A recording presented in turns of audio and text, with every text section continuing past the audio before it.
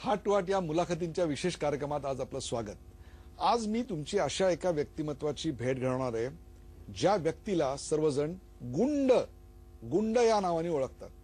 दचकू नका, या गुंड नावाच्या व्यक्तीनेच जिल्हा परिषदेच्या एका शाळेचं रूपांतर एका उत्तम चालणाऱ्या डिजिटल शाळेत केलेलं आहे।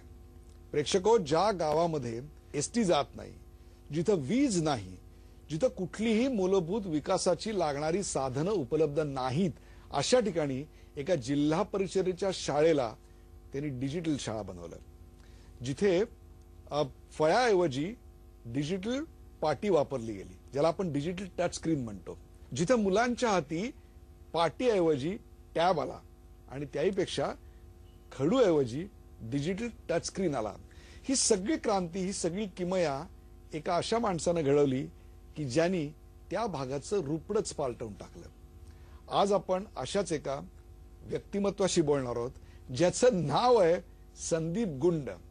यंग, डॅशिंग, डायनामिक ही विशेषणं आतापर्यंत अनेकांच्या बाबतीत आपण ऐकली असतील, पण ज्या व्यक्तिमत्वाला खऱ्या अर्थानं लागू होतात असा तुमच्या आमच्या पिढीचा युथ आयकॉन असलेला संदीप गुंड। संदीप, या कार्यक्रमात तुझं स्वागत। संदीप, मुळात तू ज्या भागात आता काम करतोयस ना, ते म्हणजे ठाणे जिल्ह्यातल्या शहापूर तालुका, तिथं पष्टेपाडा। मुळात पष्टेपाडा हे ठिकाण आहे कुठे आणि त्याचं जरा वर्णन करून आपल्या प्रेक्षकांसाठी सांग, म्हणजे त्यांना अंदाज येईल की तुझं काम कुठे चालू आहे। पष्टेपाडा शहापूर ब्लॉक मध्ये, ठाणे जिल्ह्यातल्या शहापूर तालुक्यापासून साधारण 40 किलोमीटर पूर्वेला सह्याद्री पर्वताच्या कुशीत हे छोटंसं गाव आहे पष्टेपाडा, जिथे कुठलीही बेसिक सुविधा नाहीये, बस देखील तिथे जात नाहीये। ठाण्यापासून साधारण 80 किलोमीटर त्याचं अंतर असेल। बसचा शेवटचा पॉइंट किती लांब आहे या पष्टेपाड्यापासून? पष्टेपाड्यापासून बस 2 किलोमीटर तिथून पायी जायला लागतं। पायी जायला लागतं। बरं, आणि मग तिथलं आत्ताचं वातावरण, तू जेव्हा आलास तेव्हाचं वातावरण आणि आत्ताचं वातावरण याच्यात काही फरक पडलाय? सुरुवातीच्या वातावरणात आणि आत्ताच्या वातावरणात जमीन आसमानाचा फरक पडलाय। सुरुवातीला ज्या वेळेला मी तिथे हजर झालो 2009 मध्ये शिक्षण सेवक म्हणून मी तिकडे रुजू झालो, परंतु सुरुवातीला ते संपूर्ण वातावरण पाहून मी नकारात्मक होऊन गेलो होतो। ती शाळा आणि तो संपूर्ण परिसर, परिस्थिती वेगळी होती। वेगळी म्हणजे मुलांचं शाळेबद्दलचं, काही मुलांना आस्था नव्हती शिक्षणाबद्दल। सेम पालकांचंही तसंच होतं की त्यांना कोणालाही शाळेबद्दल, काही शिक्षणाबद्दल काय होती साक्षरता रे पूर्वी? तू आलास केव्हा तिकडे? 2009 साली। तेव्हा साक्षरता काय होती गावाची? साक्षरता म्हणजे कुणीही तिथे नोकरीला असं नाहीये। ग्रॅज्युएट झालेला एकच मुलगा मला त्यावेळेला तिथे सापडला, आणि 10वी, फार तर शिक्षण 10वी, त्याच्या कमी अगदी 7वी 8वीलाच पर्यंत शिक्षण असायचं, आणि त्यानंतर त्यांचे पालक त्यांना कुठेतरी उद्योगधंद्याला घेऊन जाणार, असे सगळी परिस्थिती। सगळे जिल्हा परिषद, ग्रामपंचायतीच्या शाळेत शिकलेली ही मुलं, अगदी असं म्हणजे एक प्रकारे विकासापासून प्रचंड कोसो दूर असलेलं नकारात्मक वातावरण त्या ठिकाणी होतं। अगदी। तू मूळचा नगर जिल्ह्यातला? यस। तू इकडे कसं काय पोहोचलास? इकडे मी डीटीएड केलं पुण्यामध्ये, आणि डीटीएड केल्यानंतर परीक्षा दिली सीईटीची परीक्षा दिल्यानंतर ठाणे जिल्हा परिषदेचा जॉब मला लागला। जॉब लागल्यानंतर मान्य परीक्षा दिली सीईटीची परीक्षा दिल्यानंतर ठाणे जिल्हा परिषदेचा जॉब मला लागला। जॉब लागल्यानंतर मान्य ठाणे जिल्हा परिषदेच्या मुख्य कार्यकारी अधिकाऱ्यांच्या सहीने मला शाळेची ऑर्डर मिळाली, एक शिक्षण सेवक म्हणून मला नोकरी लागली। कुठं पाठवलं आणि तुला? मला पाठवलं, ती फार गंमत आहे म्हणजे शाळेवर हजर होण्याची। मला सीओ साहेबांच्या सहीनेच पष्टेपाडा शाळेचं नाव तिथे होतं, जिल्हा परिषद शाळा, तिथे मला खरं तर रुजू व्हायचं। ज्या वेळेला मी ब्लॉकला आलो, ब्लॉक एज्युकेशन ऑफिसर जे असतात आमचे गट शिक्षण अधिकारी, त्यांनी मला मॅपवर दाखवलं की तुम्हाला कुठे जायचंय, हे गाव अमुक ठिकाणी आहे। मला सांग, ह्या पष्टेपाड्याच्या शाळेमध्ये 2009 साली तू जेव्हा शिक्षण सेवक म्हणून गेलास, त्यावेळी प्रथम तुझी राहायची जागा कुठे होती आणि त्यावेळी शाळेत मुलं किती होती?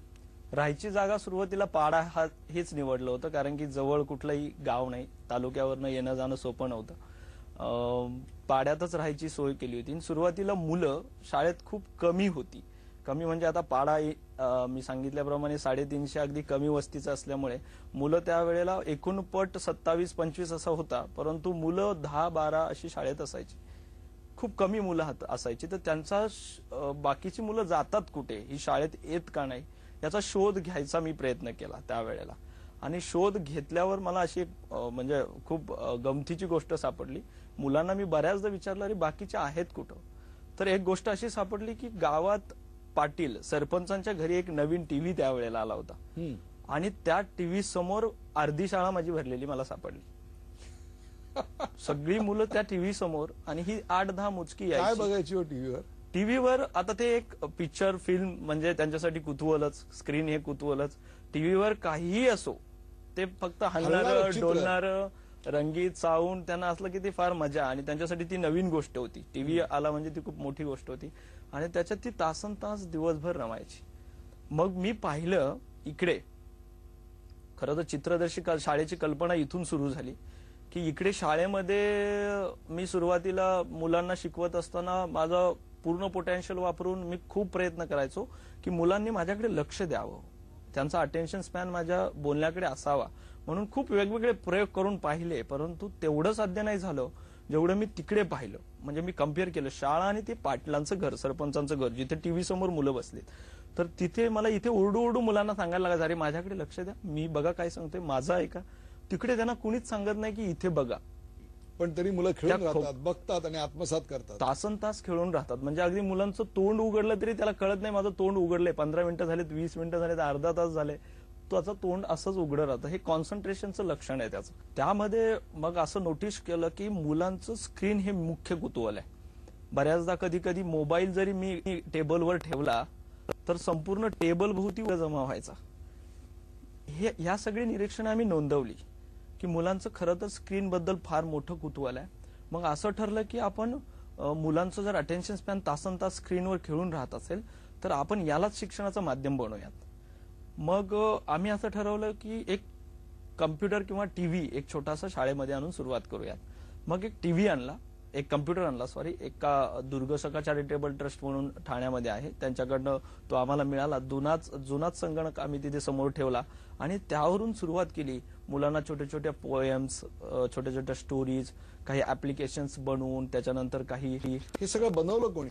मी स्वतः शिकायचो, म्हणजे मुलांसाठी मी स्वतः शिकायचो. मला तसं काही टेक्निकली बॅकग्राऊंड नाहीये याच्यामध्ये. खरं तर ही डीटीएड पासून खरी सुरुवात झाली. आयसीटीचे प्राध्यापक जे माझे खूप चांगले जवळचे मित्र त्यांनी मला बनवलं, ज्यामुळे मला लॅबमध्ये बसायला जास्त वेळ मिळायचा. आणि तोपर्यंत मला कम्प्युटर संपूर्ण अज्ञान होतं. मला कम्प्युटरमध्ये म्हणजे त्याची एक छोटीशी गंमत अशी की एकदा आयसीटीचं प्रॅक्टिकल सुरू असताना माझं संगणकातलं ज्ञान किती आहे यावर मी बोलतोय की त्यांनी सांगितलं की अमुक फाईल सेव्ह करा. तर कीबोर्डमध्ये मला झटपट वाय पण सापडत नव्हता. एक वाय सापडला नाही म्हणून माझा संपूर्ण क्लासमध्ये हसू झालं होतं. मी चटकन बोलून गेलो होतो, सर या कीबोर्डमध्ये वायच नाहीये. अगदी संपूर्ण क्लास माझ्यावर त्यावेळेला हसला होता. आणि मग अगदीच वाटलं मनापासून की आपण किती शून्य आहोत किंवा काय. अगदी शेंडीला गाठ बांधून तिथे जास्त वेळ द्यायचा ठरवला. आणि त्याच्यावर आमच्याकडे आयसीटीचे असे प्रॅक्टिकल्स असतात की मुलांच्या अध्ययनासाठी काही पीपीटीज वगैरे बनवणं. त्याच्यावर इतकी सुंदर प्रेझेंटेशन्स मग पुढे बनवली मी की ती डाएटने आमच्या कॉलेजच्या प्रिन्सिपलने संपूर्ण डाएटला दिली की ही अशी प्रेझेंटेशन्स असतात. त्यातून खूप चांगला कॉन्फिडन्स वाढत गेला आणि तेच स्किल खरं तर पुढे शाळेवर कामाला आलं. मग ह्या छोट्या ऍप्लिकेशन्स मी HTML थोडं बहुत जाणतो. त्याच्यानंतर पीपीटीज असतील की या असे रंजक शैक्षणिक प्रोग्राम तयार केले. मग ही जी मुलं शाळेत येत होती ना यांच्याकडनं त्या मुलांना मेसेज गेला. अजूनपर्यंत त्यांना आणलं नाही, त्यांना पनिश केलं नाही, ओरडलं नाही, काय नाही, की सरांनी पण शाळेत टीव्ही आणलाय. दुपारीच म्हणजे अर्धा दिवस संपला आणि दुपारीच माझी 100% उपस्थिती झाली.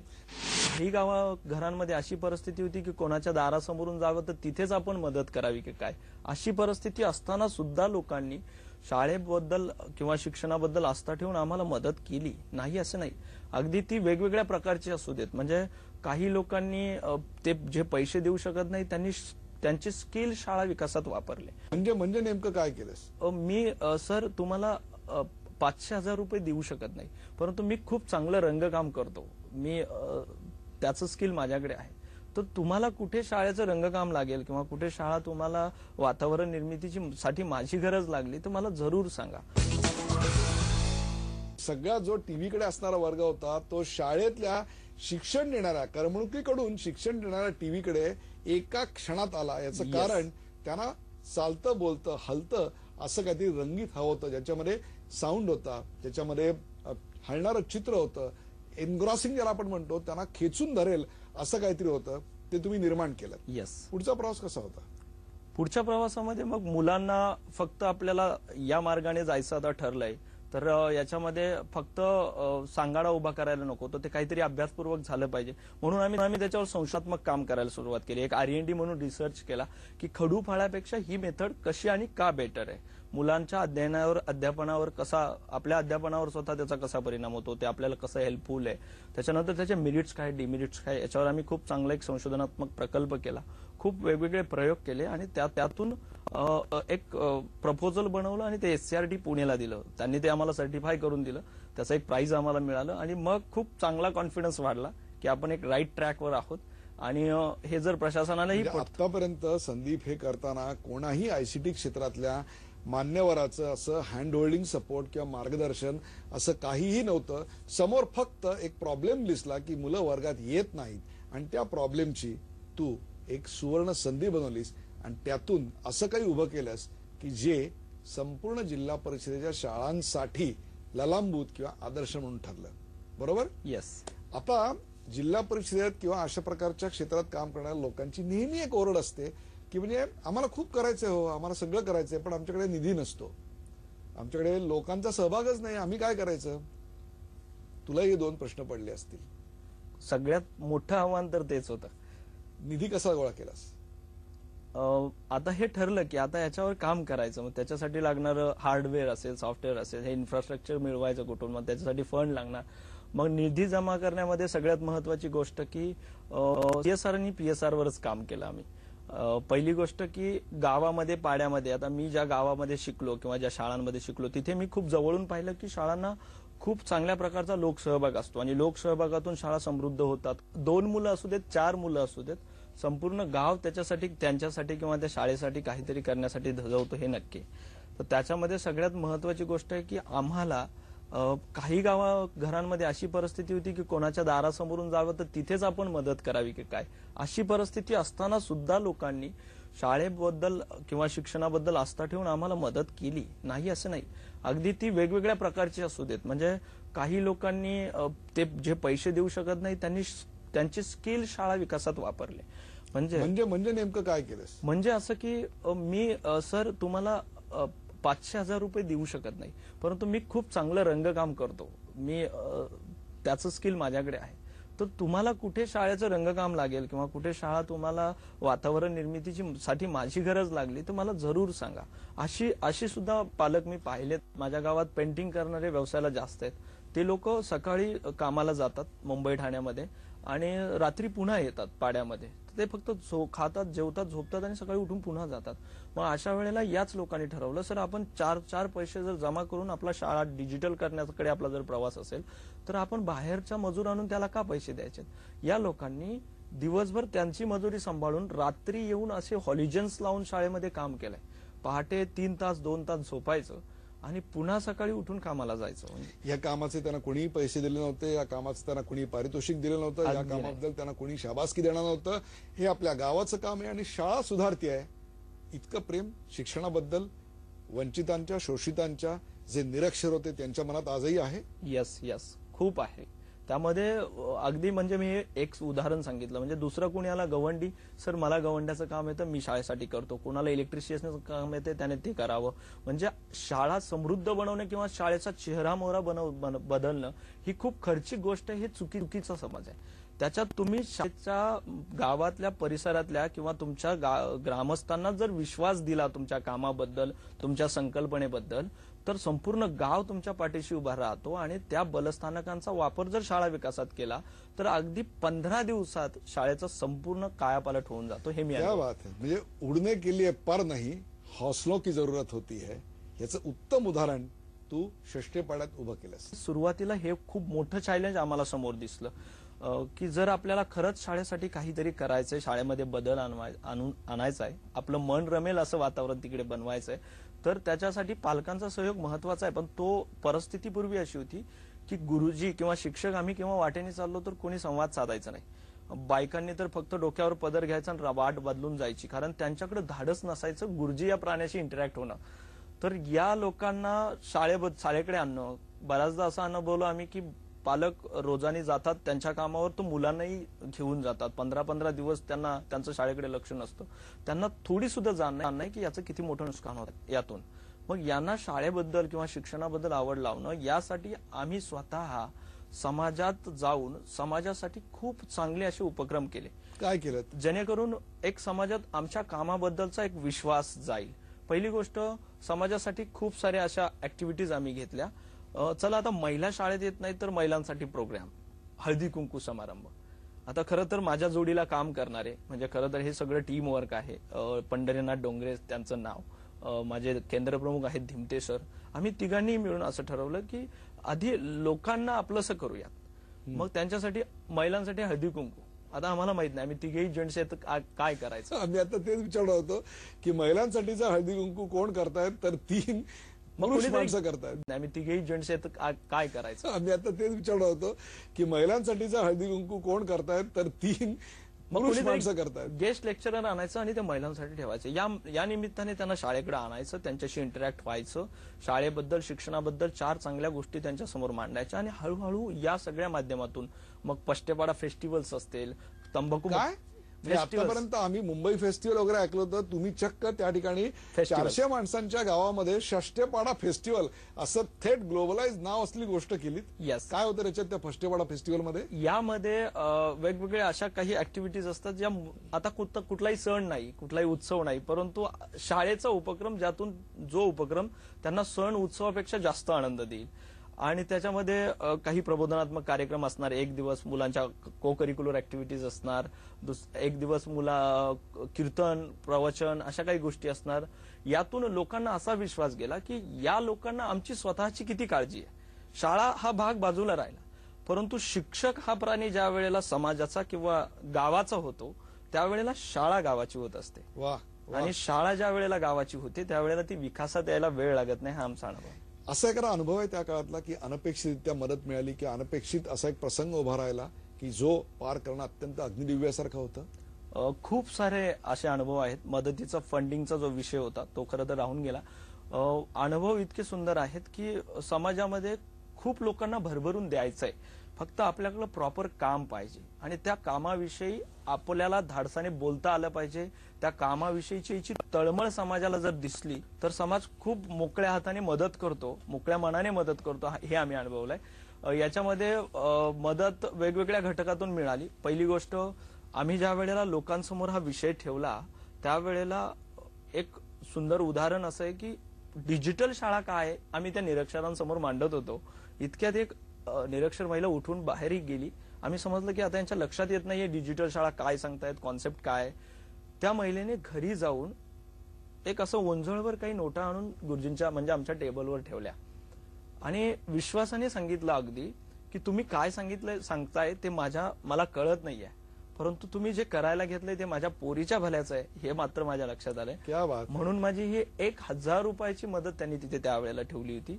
आणि दुर्दैवाने त्या महिलेचा पती म्हणजे सगळी कुटुंबाची जबाबदारी त्यांच्याकडे असताना सुद्धा त्यांना ते 1000 रुपये जमवायला खूप मेहनत करायला लागते याची जाणीव असल्याने आम्ही ते काही पैसे त्यांना परत करत होतो, परंतु त्यांनी ते घेतले नाही. संपूर्ण तुमच्या शाळेसाठीच दिलेले आहेत असं त्यांनी सांगितलं. आणि मग संपूर्ण गावाने निर्णय घेतला, मोठा धाडसाचा निर्णय, की आपण ह्या गुरुजींच्या ह्या कामामध्ये आपण 1000 रुपये देऊयात. सगळ्यांनी दिले, अगदी 200 रुपये करून काही लोकांनी 5 वेळा आणून दिले, परंतु दिले. वाह वाह. आणि हे गावाकडनं जो पैसा मिळाला त्यातून आम्ही एक बेसिक, ज्याला फाउंडेशन म्हणूयात, शाळेची रचना, डिजिटल स्कूल एक ब्ल्यूप्रिंट तयार केली होती की डिजिटल स्कूल असणार कसं आपलं. तर त्याच्यामध्ये मग वातावरण निर्मिती, आम्ही चाइल्ड थिएटर नावाचा एक कॉन्सेप्ट की जसे 300 माणसांच्या 300 लोकसंख्या असलेल्या गावामध्ये चाइल्ड थिएटर आहे. चाइल्ड थिएटर, क्या बात आहे. चाइल्ड थिएटरसाठी मग वातावरण निर्मिती आणि त्याचं उभारणी सुरू केली, पेंट वगैरे. आणि मग देन कामाची पद्धत आम्ही अशीच ठेवली. न्यू मीडिया लिटरसी आम्ही खूप चांगली वापरली. जरी तिथे इंटरनेट थोडंही नाही, नेटवर्क येते ती अगदी इंडिकॉम सारख्या मोबाईलला.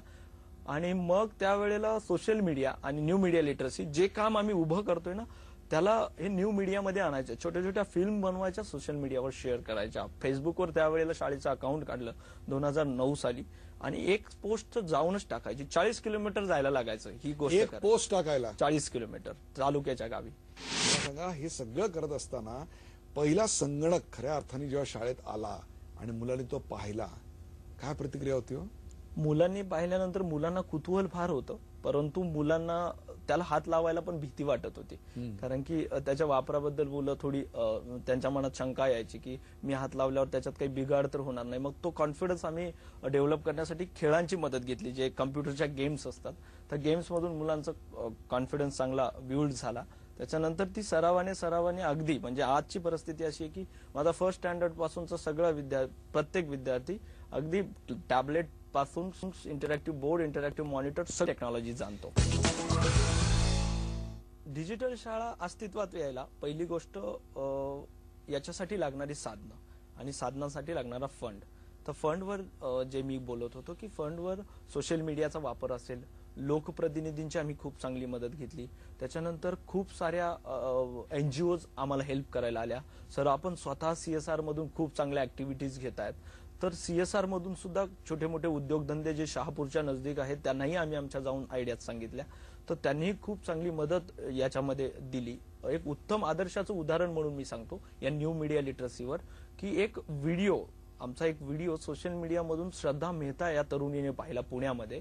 तर लग्नाचं रिसेप्शन त्यांचं समोर येऊन ठेपलं होतं, परंतु तो व्हिडिओ पाहिल्यानंतर त्यांनी लग्नाचं रिसेप्शन कॅन्सल केलं आणि आमची इलेक्ट्रिसिटीची नीड ओळखून एक ₹1.25 विद्युत पॅनल, सोलर विद्युत पॅनल शाळेवर आणून बसवलं. मला सांगा, हे सगळं करत असताना पहिला संगणक खऱ्या अर्थाने जेव्हा शाळेत आला आणि मुलांनी तो पाहिला, काय प्रतिक्रिया होती हो? मुलांनी पाहिल्यानंतर मुलांना कुतूहल फार होतं, परंतु मुलांना त्याला हात लावायला पण वाटत होती. कारण की त्याच्या वापराबद्दल मुलं थोडी त्यांच्या मनात शंका यायची की मी हात लावल्यावर त्याचा बिघाड तर होणार नाही. मग तो कॉन्फिडन्स आम्ही डेव्हलप करण्यासाठी खेळांची मदत घेतली. जे कम्प्युटरच्या गेम्स असतात त्या गेम्समधून मुलांचा कॉन्फिडन्स चांगला बिल्ड झाला. त्याच्यानंतर ती सरावाने अगदी म्हणजे आजची परिस्थिती अशी आहे की माझा फर्स्ट स्टँडर्ड पासूनचा सगळा प्रत्येक विद्यार्थी अगदी टॅबलेट पासून इंटरॅक्टिव्ह बोर्ड, इंटरॅक्टिव्ह मॉनिटर सगळी टेक्नॉलॉजी जाणतो. की ज्या वेळेला वीज नसते त्यावेळेला तुमची ही खऱ्या अर्थानं स्मार्ट स्कूल कशी चालते? विजेवर खरं तर ही आम्हाला आलेली प्रामुख्याने मोठी अडचण होती. त्याच्याकडे एक मी थोड्या वेळापूर्वी सांगितलं की समस्यांकडे आपण कसं पाहतो यावर डिपेंड राहतं की आपण किती प्रगतीपथावर जाऊ. त्यांना आम्ही पळवाटा नाही बनवल्या, तर त्याला विकासाच्या वाटा बनवल्या. आपल्याला ही समस्या येते तर त्याला सोल्युशन काय असेल, तर आम्ही एक सोलार स्मार्ट स्कूल नावाची कॉन्सेप्ट त्यावेळेला आणली. तर विजेसाठी प्रोजेक्टर चालवायचा आहे. मग प्रोजेक्टरसाठी आम्ही एक सोलार पॅनल आणि त्याच्यासाठी एक बॅटरी डेव्हलप केली.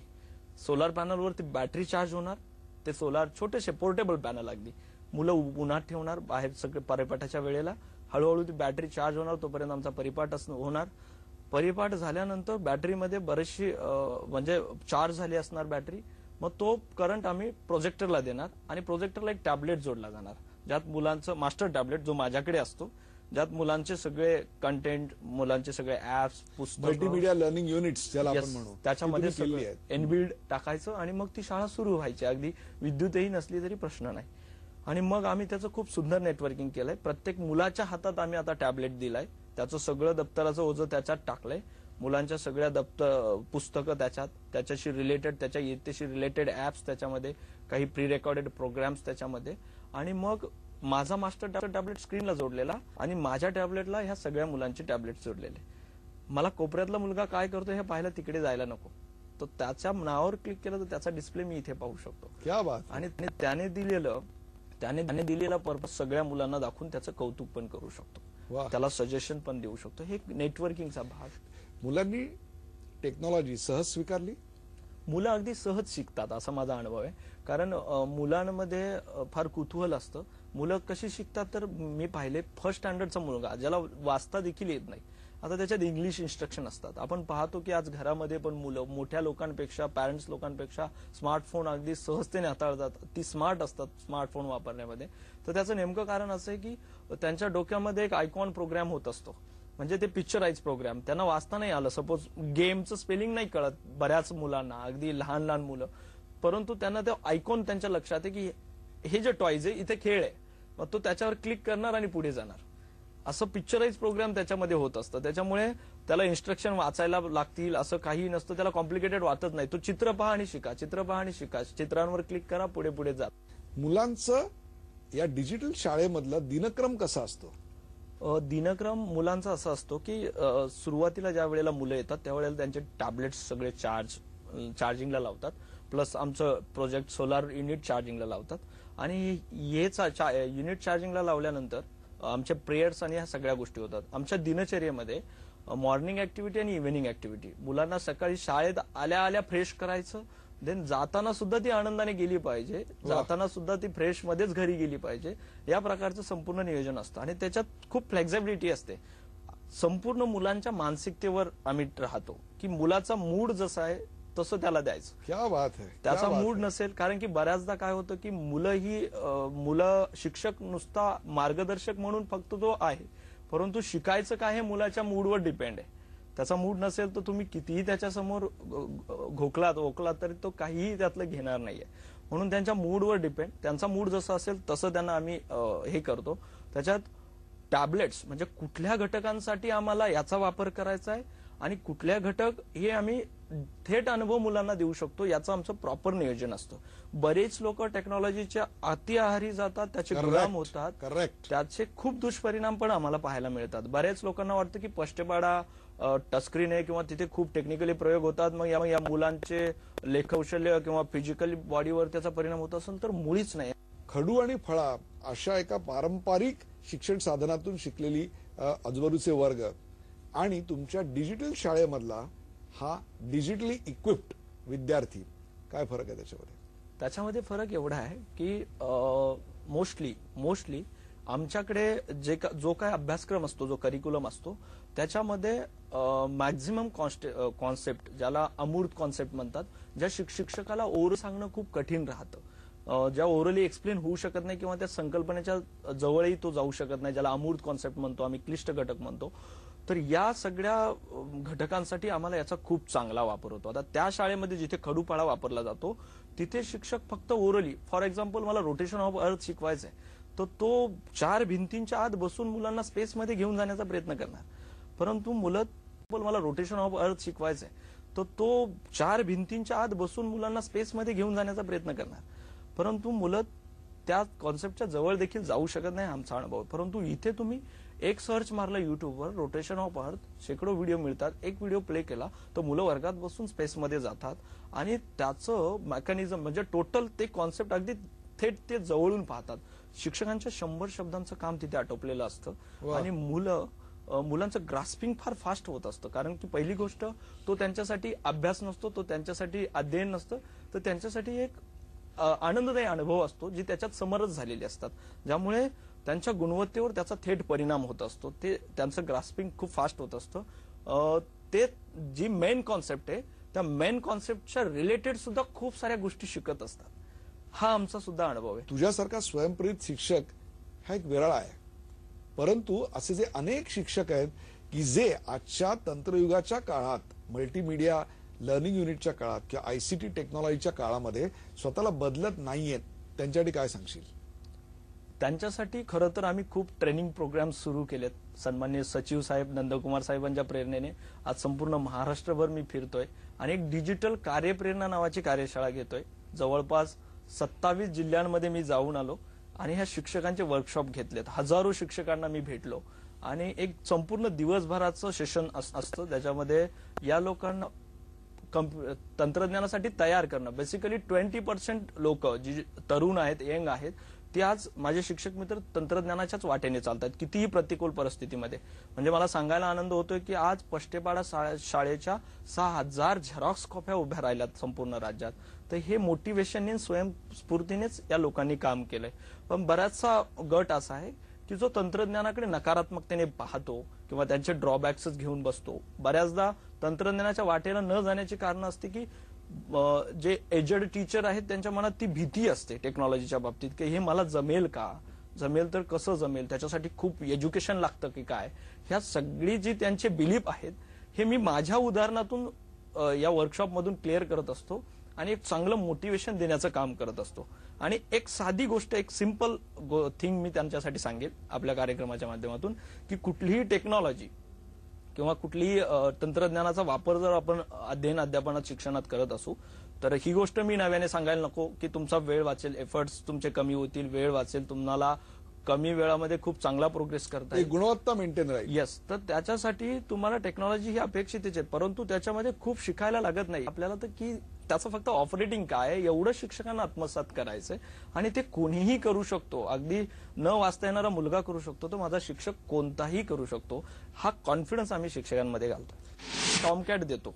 टॉमकॅट लहान लहान मुलं त्याच्यासमोर बोलतात आणि तो त्यांना रिएक्ट करतो. तो काही पुढे बोलत नाहीये, परंतु आम्ही असं ठरवलं मुलांनी सगळ्यांनी टॉम बरोबर इंग्लिशच बोलायचं म्हणजे जे काही त्यांना जमतं. मग hello Tom, how are you, do you like milk, तो रिपीट करतो. मुलांना फार आनंद वाटतो आणि त्यांचं स्किल त्याने डेव्हलप होत असतो.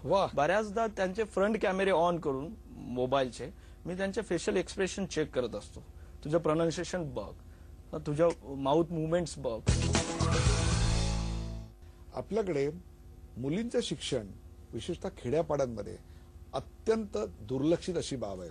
किंबहुना तिने 4वी-5वी नंतर 7वी नंतर शिकूच नये अशा स्वरूपाची एकूण समाजाची धारणा आहे. कुटुंब व्यवस्था देखील तशीच आहे. तुमच्याकडे मुलींच्या शिक्षणाची परिस्थिती या डिजिटल शाळेमुळे काही फरक पडलाय? खूप चांगला फरक पडलाय. कारण मुलींच्या शिक्षणाबद्दल मुलींचा पहिली गोष्ट मुलींचा आत्मविश्वास आहे तो आपल्याला जपायला हवा. आणि मुलींच्या बाबतीत अशी गोष्ट आहे की मुलींना एक त्यांना सेक्युर्ड वाटेल असं वातावरण जर शाळेत असेल तर मुली आनंदाने शाळेत शिकतात. आणि पालकांचाही त्याचा अप्रोच आपण डेव्हलप करायला हवा. मी सुरुवातीला सांगितलं की शाळेबरोबर एज्युकेशनल आणि समाजासाठी सुद्धा अनेक ऍक्टिव्हिटीमधून पालकांनाही आम्ही मुलींच्या शिक्षणाबद्दल खूप चांगल्या गोष्टी देत असतो, जेणेकरून त्यांनी मुलींच्या शिक्षणाला प्रेफरन्स द्यावं. किंवा मुलगी झाली, बऱ्याचदा माननीय सरपंच आमचे जे गावातले आहेत त्यांच्या मदतीने आम्ही असं केलं की गावात मुलगी झाली का तिच्या अकाउंटवर काही पैसे एकत्र करून गावातून टाकले जातात. एक असा उपक्रम पष्टेपाड्यात आम्ही सुरू केलाय. म्हणजे मुलगी ही किती महत्वाची आहे किंवा मुलीबद्दल आज जो समज आहे समाजाचा, तर तो अगदी आम्ही पाड्यापासून एक चांगला मेसेज स्प्रेड करतोय की मुलगी झाली की तिच्या अकाउंटवर पैसे टाकले जातील, जे तिच्या शिक्षणावर खर्च होतील भविष्यात, जे तिच्या उपयोगाला येतील भविष्यात. तुमच्या शाळेमधनं जी आता मुलं शिकतायत ती मुलं 10वी पर्यंत पोहोचलेत? 10वी पर्यंत इक्विप झाली आहे? नाही झाली. ती आता 7वीला गेली आहेत. पण आता त्यांचं माध्यमिक अशा स्वरूपाचं शिक्षण सुरू होणार आहे. त्या मुलांना इंग्रजीची भीती वाटू शकते, कारण त्यांच्या आजूबाजूला कुठेही इंग्रजी नाहीये. आणि आजचा जमाना आहे तो इंग्रजी भाषेतून आल्याशिवाय आम्ही स्वतःला स्मार्ट समजत नाही असं मानणाऱ्यांचं आहे. अगदी खरं. इंग्रजीच्या भीतीसाठी आम्ही खूप चांगले प्रयोग केलेत. आणि इंग्रजीची भीती घालवायला मी सुरुवातीला सांगितले की क्लिष्ट आणि हे जे काही घटक आहे, खास करून गणित आणि इंग्रजीची मुलांना खूप सारी भीती वाटत असते. तर ऍप्स नावाचा असा एक सोर्स आहे जो अँड्रॉइडवर मिळतो, ज्याने आम्ही इंग्रजी खूप इम्प्रूव्ह केलं मुलांचं. आणि जे एंटरटेनमेंटमध्ये जे काही ऍप्स वापरले जायचे ते एज्युकेशनमध्ये आम्ही त्यांचं कन्वर्ट केलं. म्हणजे फॉर एक्झाम्पल आपण मुलांना टॉमकॅट देतो. टॉमकॅट लहान लहान मुलं त्याच्यासमोर बोलतात आणि तो त्यांना रिएक्ट करतो. तो काही पुढे बोलत नाहीये, परंतु आम्ही असं ठरवलं मुलांनी सगळ्यांनी टॉम बरोबर इंग्लिशच बोलायचं म्हणजे जे काही त्यांना जमतं. मग hello Tom, how are you, do you like milk, तो रिपीट करतो. मुलांना फार आनंद वाटतो आणि त्यांचं स्किल त्याने डेव्हलप होत असतो. बऱ्याचदा त्यांचे फ्रंट कॅमेरे ऑन करून मोबाईलचे मी त्यांचे फेशियल एक्सप्रेशन चेक करत असतो. तुझं प्रोनाउन्सिएशन बघ, तुझ्या माउथ मुवमेंट्स बघ. हे असे वेगवेगळे प्रयोग करायचे ऍप्सच्या माध्यमातून. त्यांचं इंग्रजी सोपं करायचं. वेगवेगळे ऍप्स त्याच्यासाठी बनवायचे, स्वतः वेगवेगळे वापरायचे. जवळजवळ 300 ऍप्स आम्ही ह्या सगळ्या 1 to 4 पर्यंत वापरतो. स्वतः आम्ही काही त्याच्यामध्ये ऍड करतो. आणि खास करून प्ले स्टोअरवर ओपन सोर्स आहे इंग्लिश आणि मॅथ्ससाठी खूप सारे रिसोर्स आहे. खेळातून लर्निंग. आणि मी तर म्हणेल की मुलं इंग्लिश शिकायला म्हणजे खेळ खेळायला कधी कंटाळणार नाही. माझा तर असा वैयक्तिक अनुभव आहे, जी ही न्यू लर्नर्स असतात ना, फर्स्ट स्टँडर्डच्या एका मुलाला अल्फाबेट्स ए पासून झेड पर्यंतचे सगळे स्ट्रोक शिकवायला किमान 3 ते 4 महिन्याचा कालावधी माझे शिक्षक मित्र घेतात. काही अगदी लवकरही जाऊ शकतात, परंतु माझ्याकडची परिस्थिती अशी की मला पूर्वी 3 महिने लागायचे किमान झेड पर्यंतचे सगळे स्ट्रोक मुलांना शिकवायचे आहे. तर मी पाहिलं की एक ऍप्स आलं की एका ऍपवर ते 6 दिवसात ए पासूनचे झेड पर्यंतचे सगळे स्ट्रोक ग्राफ्स करतात. क्या बात है. कलरफुल मध्ये जायचं, कलर घ्यायचा, कलर चॉईस करायचा, त्याच्यावर स्ट्रोक गिरवायचा, त्याच्यावर त्यांना एरो दिलाय मार्गदर्शक म्हणून आणि तिथे साऊंड पण दिलाय. त्या ऍपची गंमत अशी की तुम्हाला इव्हॅल्युएशन करायला लागत नाही. त्याचा स्ट्रोक बरोबर त्याला 5 स्टार मिळणार, तो पुढे चालला. शिक्षकांच्या कौतुकाची त्याला गरज नाहीये. शिक्षकांचं इव्हॅल्युएशन हो अगर नाही हो, त्याला माहितीये मी बरोबर आले, मला बक्षीस मिळाले, मला स्टार मिळाले, तो पुढे चालला जातोय. मग ए बी सी ज्या वेळेला त्याचं ग्रास्पिंग होईल, देन तुम्ही त्याला वही द्या, पाटी द्या, कुठेही तो काढेल. बाळा सी कसा, के कसा, एम कसा, अगदी सहज तो लिहून मोकळा होतो. ज्याच्यासाठी आम्हाला 3-6 लागत होते, जे 6 दिवसात शक्य झालं. वा. शेवटचा प्रश्न संदीप, ज्या समाजामधला फर्स्ट जनरेशन लर्नर आज तुझ्याकडे शिकतोय, जो समाज दिवसभर शेतात राबतो, शेतमजूर म्हणून राबतो, तो समाज रात्री थकून बाकून घरी येतो आणि कंदिलाच्या उजेडात म्हणा किंवा सोलार एनर्जीमध्ये आपला मुलगा शिकताना पाहतो, तेव्हा त्याच्या मनात संदीप गुंड या व्यक्तीबद्दल काय वाटत असतं? ते खरं तर खूप प्राऊड फील करतात आणि त्यामुळेच तर खरं आज जिथे जिथे ते कामावर जातात, त्यांच्या मुलांची जी म्हणजे प्रिव्हियस आणि आत्ताचं जी ते पाहतायत, त्याने त्यांची खूप अशी छाती भरून येते आणि ते खूप अभिमानाने गुरुजींबद्दल सगळीकडे बोलत असतात. जिथे जिथे ते कामाला जातात, कोणी केटर्स मध्ये जाऊ, कुठे जाऊ, त्यांच्या मालकांना, त्यांच्या जे काही मालक आहेत त्यांना शाळा बघायला घेऊन येतात.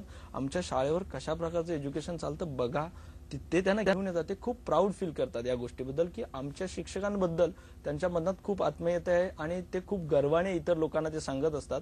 ज्यातून प्रेरणा घेऊन अनेक लोकांना असं वाटत असते की पष्टेपाड्याच्या शाळेवर जर हे होऊ शकतं, ह्या ग्रामस्थांनी जर अशा प्रकारची मदत यांना केली, हे होऊ शकतं, तर ते सगळीकडेच होऊ शकतं. या प्रकारचा मेसेज माझ्या गावातल्या ग्रामस्थांकडनं सगळ्या गावामध्ये आजूबाजूच्या स्प्रेड झालाय, जेणेकरून हजारो ग्रामस्थ, खास करून पष्टेपाडा हे एक अशा लोकांचं व्हिजिट केंद्र बनलंय की आज जास्त स्कूल मॅनेजमेंट कमिटी जी असते आमची, त्या येऊन आमच्या शाळेला भेट देतात. त्याचं कारण असं की एका गावातल्या ग्रामस्थांनी, एका मॅनेजमेंट कमिटीने जर इनिशिएटिव्ह घेतलं तर शाळेत काय बदल होऊ शकतो याचं उदाहरण ते आहे. म्हणून ही अनेक राज्यातल्या मॅनेजमेंट कमिट्या बघायला येतात की या लोकांनी असं नेमकं काय केलं या लोकांसाठी, ज्याच्यातून एवढं उच्च दर्जाचं शिक्षण तिथे दिलं जाईल. मग असे अनुभव आहेत की माझ्याकडे वाघाची वाडी नावाचे गाव समोर येऊन बसलं आणि त्यांना मी या सगळ्या उपक्रमाबद्दल सांगू लागलो, तर संपूर्ण आदिवासी समाजातलं गाव पाटील उभा राहिला आणि बोलला. त्यांच्या मनात अशी भावना निर्माण झाली की गुरुजी तुम्ही सांगितलेलं एवढं पटलं की पुढच्या 7 दिवसांनी आमच्या गावची जत्रा आहे आणि जत्रेसाठी आम्ही 70,000 रुपये जमवलेत. आता हे संपूर्ण 70,000 रुपये डिजिटल शाळेसाठी खर्च होणार, यावर्षी जत्रा होणार नाही. निरक्षर लोकांमध्ये हा मेसेज जातोय, ही खूप मोठी गोष्ट. प्रेक्षको, या कार्यक्रमाच्या सुरुवातीला मी तुम्हाला सांगितलं होतं की तुमची मी अशा व्यक्तीची ओळख करून देणार आहे, त्या व्यक्तीचं नाव आहे गुंड. पण आज तुम्हाला भेटलेला हा गुंड अत्यंत सात्विक प्रवृत्तीचा आणि त्याहीपेक्षा समाजात सकारात्मक बदल करणारा गुंड होता. त्यांची ओळख करून देताना मी असं बोललो होतो की यंग, डॅशिंग, डायनॅमिक, आतापर्यंत हे सगळे गुणविशेष तुम्ही ज्या व्यक्तींना लावत होता त्या व्यक्ती आणि या व्यक्तीचं काम पडताळून बघा, मग तुम्हाला कळेल हे गुणविशेष कोणाला लावायला पाहिजे होते. ज्या माणसांनी समाजातल्या नकारावर मात करत त्याच्यावर सकार उमटवला, नाहीरे गटाचं आहेरे गटात रूपांतर करण्यासाठी तंत्रज्ञानाचा वापर करत माणुसकीचा गहिवर तसाच ठेवत समाज बदलाची कास धरली, त्याहीपेक्षा सुद्धा एखाद्या चित्रपटाच्या नायकाला शोभेल अशा स्वरूपाचा सगळा प्रवास अशा गावामध्ये केला की जिकडे कधीही सूर्याचा किरण ज्ञानाचा प्रकाश देण्यासाठी उगवलाच नव्हता. त्या अंधाऱ्या रात्रीतून जो पहिला उषःकाल झाला तो संदीप गुंड यांनी केलेल्या ज्ञानाच्या दिव्यातून. खरोखरच एखाद्या चित्रपटाला आव्हान वाटावं अशा प्रकारचं काम आता तुमच्या समोर मांडलं. या संपूर्ण प्रवासामध्ये तुम्ही आम्हाला सहभागी करून घेतलं, त्याहीपेक्षा सुद्धा एखाद्या ओघवत्या चित्रपटाची पटकथा जशी आमच्या समोर येते तसं हे सगळं मांडलं. Sandeep, hats off to you. Whatever you are doing is simply amazing, incredible. या देशाला उत्तम भवितव्य असेल असं ज्या लोकांना वाटतं त्यातला मी एक आहे आणि त्याला कारणीभूत तुझ्यासारखी काही तरुण मुलं आहेत. Thank you very much. धन्यवाद. आणि त्याला कारणीभूत तुझ्यासारखी काही तरुण मुलं आहेत. Thank you very much. धन्यवाद.